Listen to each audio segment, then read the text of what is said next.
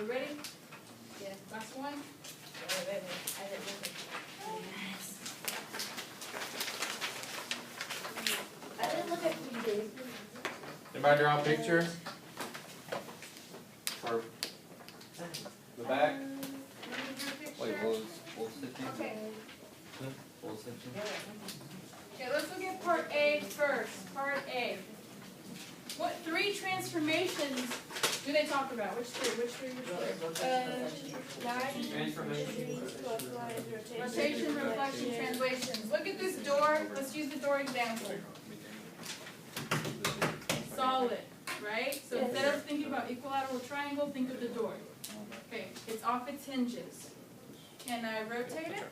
Yes. But are the sides still the same length? Yes. Yeah. Okay. What about in front of a mirror? If I flip it? It's the same. It's the same. Okay? And then what if I slid it across the room? It's the same. It's the same.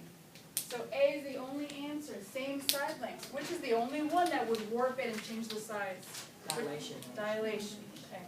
So who wrote on part B? Rigid. Anywhere on there? Rigid. No bonus points? Okay, it's okay. Well, if you said something about these transformations not changing the size or the shape, you're good. Or even the word congruent. Who put the word congruent in there? Check your answer in the sentence. Okay, that's a bonus point for you. Bonus points for +1 for putting the word congruent in there. And taking my answer from a level 3 to a level 4, did this even talk about dilations? No. But I gave those test makers something extra. I wrote about dilation. That's the only one that would change the size. So did anybody write about dilation? Okay, for +1. So you're giving them evidence that you know what you're talking about, okay? Are there any questions? Okay, count up your highlighted marks. If you got bonus points, Wait, what was 15? 15? 16 times 2. I'm gonna do 20 points overall. 15. Yeah. Okay, so for your highlighted marks, if you got bonus points, let's say I missed 5, dang it, but I got a bonus point. You've only missed 4.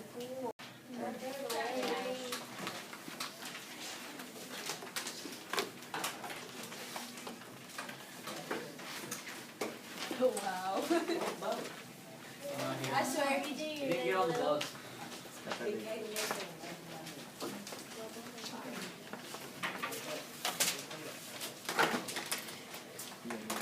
We're taking our quiz. Okay, so quickly pass them so you're ready. Pass them up, pass them up.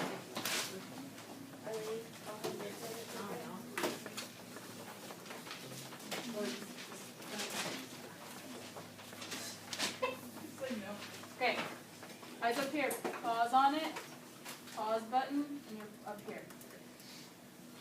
Okay, we're going to take the quiz. After the quiz, a score pops up. And then you're going to go to the Weebly, and you fall either under the green or the red. Okay, so I got an 80. So am I going to follow what the green says or the red? Green. Okay. I made a 60. Well, so Well, you're gonna go the red. Okay, so he's going to go to the red. So let's see what I'm going to do. 76% or above. Great. You can work on the graph. Remember this from yesterday? Yes. Okay. If you're not feeling the graph, I know a lot of you don't want to draw. You're like, I really don't want to. You can go click these buttons, and it'll send you directly to practice more of the same. Okay, so you're both doing the same thing. Some of you want to draw. Some of you want to do this. That's okay. I'm showing what I know both ways. Yeah, you're showing what you Wait, know wait, both ways. So So you don't have to if you don't want to. Some of you guys don't want to draw. If you don't want to do the project, you'll still get your points through these buttons. by doing those Yes. three. Yes.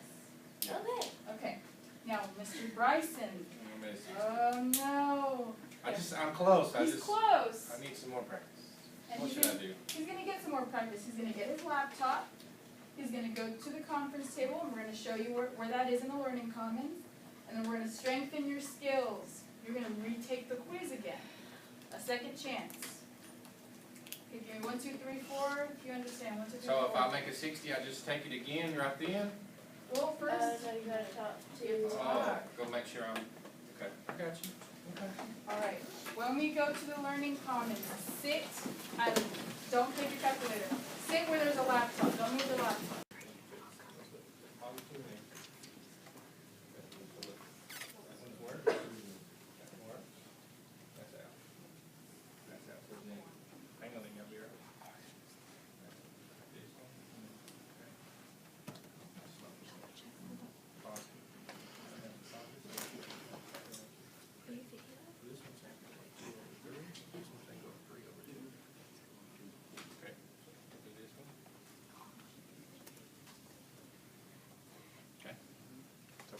That last number, that's your first number here.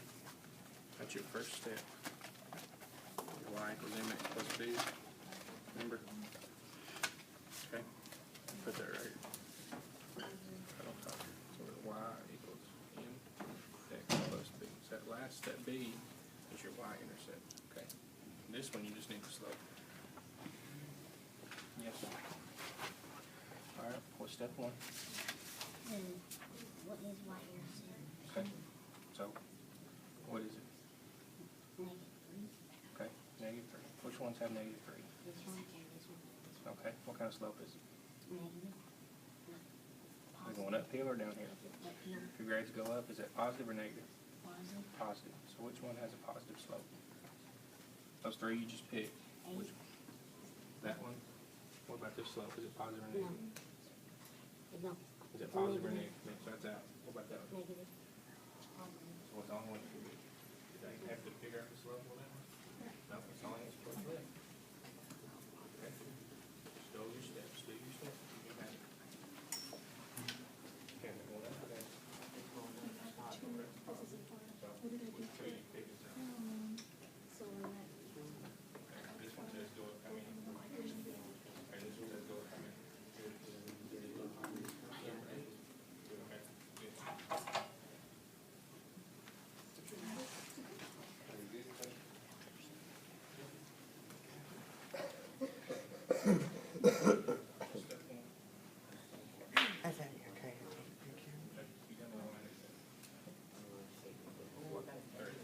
Oops. Okay, so we just finished watching a video of you guys and a lesson you did last week. Talk to me about the lesson and especially the parts you're most proud of. Okay, well, the lesson just went through quizzes that they had. I walked them through and modeled what I would do for a certain grade and then what Mr. Bryson would do for a certain grade. So I modeled the higher level. They would just go ahead and click on the buttons, make it easier on them rather than navigating through the internet and just managing their time wisely. I just prevent all the fluff like through the web. And then Mr. Bryson modeled a lower grade, which I don't want them to feel I don't want them to feel discouraged. That's why I try to put some positive language like strengthen our skills in the Weebly. And I'm most proud of them being more independent. That's why I stage it like that, because I want them to feel like young adults, not that I'm telling them what to do every second of the day, so that way they're used to that and they feel more free and are able to discover things on their own and read things on their own. Gives them ownership. Yes. That's great. Mr. Bryson, you have any They also additions? start each day at their level where they left off, so that gives them confidence to come in instead of feeling defeated when they first start the lesson that it's something I'm not gonna understand. So they start on their level and build on that, and then so they always have some success every day. So was what I saw taught the day before and you were just assessing what you had done the day before? That was like, we built up the week up to the Okay. point for the quiz. Gotcha. And on Monday, we did like this layered quizzes. Mm-hmm. So the first is just identifying the types of slopes. The second one was just identifying the y-intercept. And then the third one was building those two things together. So if they don't know what type of slope it is, they're not going to know whether it's a positive or negative to put those pieces together for the third one. And then Okay. once they reach this point, they get to a more rigorous level, and that's where they have to go to the Weebly. Gotcha. And the ones that don't make it, we do a little conference, we call it the conference table instead of a small group, because the kids feel better about it. We tell them, like, go to the conference table, have a little mini meeting with me or Mr. Bryson, depending on who's back there, and then we'll go from there. Okay, awesome. Talk to me about how you guys co-plan for differentiation and also about the differentiation we saw in the videos. Okay, right from the beginning, the kids, there's that little plastic thing, binder, I don't know, folder thing, and the ones that know that they have to get their own little half sheet for the starter. Oh, up there? Yeah, right there where the green card is at, where Yep. the tinsel is flowing in. They know to get their starter from there. They have a seat that rather than them spending time, like so much time writing down the question, I have it right there for them. It's easier to see, so they all know who receives one of those. So that's one part. And then if some of them have a question, they can raise their hand and we'll have like a mini conference like right then and there with them. But other than that, they know they have to use their interactive notebook. And then when they finish early, they can start out their maintenance sheet. So that's another added resource. If they can't come to tutoring, they can raise their hand and then do their maintenance sheet. Yeah, Mr. Bryson, you have any other? Well, they also, after they take an assessment, so it's not always the students with disabilities or the same students, once they make, if they do not make a high enough grade to move on to the next part of the lesson, then they know they're supposed to go to the conference table, have a mini lesson and review, and then once they show understanding, they can go back and work with the group, or they're welcome to stay at the conference table as well. Right, and then also at the end of the assessment, you had it on the Weebly, and you provided a preview in here, and then you also had it on the Weebly when they got, to the media center. Okay, so talk to me about all the ways I saw in the video and in the lesson how you guys use assessment. Well, we use either 1, 2, 3, 4 quick assessment to see where they're at. We've used that to With their fingers. with their I don't know if fingers, I yes, 1, 2, 3, taped any of that, 4. but yeah, I saw that. And then we've used that where, okay, if you're 1 or 2, go ahead and go to the conference table. We can start it that way. Thumbs up, thumbs down to check understanding. Also, Ms. Garcia has answer keys posted around the room, so if they need extra help, they want us to just check, self-assess where they're at without, asking a teacher or another student what they received for the problem. They can check on their own. And it also, I've noticed that when they go check, they'll say, how did they get that? And they'll sort of work backwards, which is pretty cool. Error analysis. That's We good. use QR codes to assess. We use scavenger hunts where they work out the problem and then have to go to another station, depending on their answer, to check their answer for understanding. Also had ways they can check the technology on the iPad or through the Weebly or IXL. IXL always gives an assessment after you solve a problem. If you get it incorrect, it'll give you incorrect. And we use just normal quizzes and tests every week. Ms. Garcia will have a spiral review quiz, and the kids will go over that, and then they'll take, we'll grade that as a class with highlighters, not with pencils, and then the kids take 5 minutes, talk about the ones they missed, and then each group of students will pick 3, and those are the ones we go over to check. Yeah.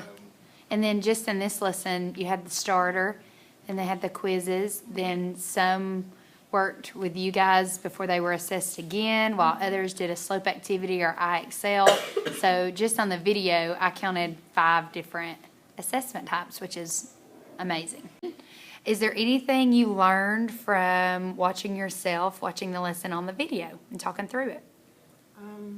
I need to be louder, like project my voice more, and I need to maybe like go around the room, make sure everyone's paying attention, and have like their heads swivel all the way around, because I want to feel like I'm reaching out to them and not just like pacing like crazily in front of the board. I want them to see me, to understand. And one thing that we've done, it's called Around the World, and they don't know when it's coming. And I'll say something, it could be directions, it could be a little part of a lesson, and I'll say, around the world. What did I just say? You And then- actually did that. I don't know if I videoed it. I didn't video any of that, but you did that with the starter. One thing that they were missing, and they each had to call on somebody and go. They're calling each other. So then I feel like you can tell when they like stand up straight and they're like repeating in their head. I can tell they're at attention. So Yeah. that's something You're not emotional. You're just no, choking. I'm just I'm dying. It's okay. The click seemed, I didn't notice that during at the time of the video, so a lot of kids, Yeah. you know, maybe have some sensory issues. Maybe that's something that we can look into having in the room, where if they need, you know, some tactile things to always be touching, maybe that will help them stay focused. Yeah, that's during great. the lesson. Yeah. Great. All right. I know I said last question, but just talk to me about that conference tape. Just tell me again, like, what the magic that happens back there. Like, is it always the students choose, or sometimes do you choose? It's a little bit of it's a little bit of both, and we've noticed that if we say, okay, small group, they feel self-conscious about going back there. So now we call it like the office table, office hours. It's open, let's go, and they know they don't have to get into gear and go back there. But if let's say I know there's like some target kids that need that first, they'll go back there, and then if the other kids, the other kids are thinking, man, I really don't think I'm getting this.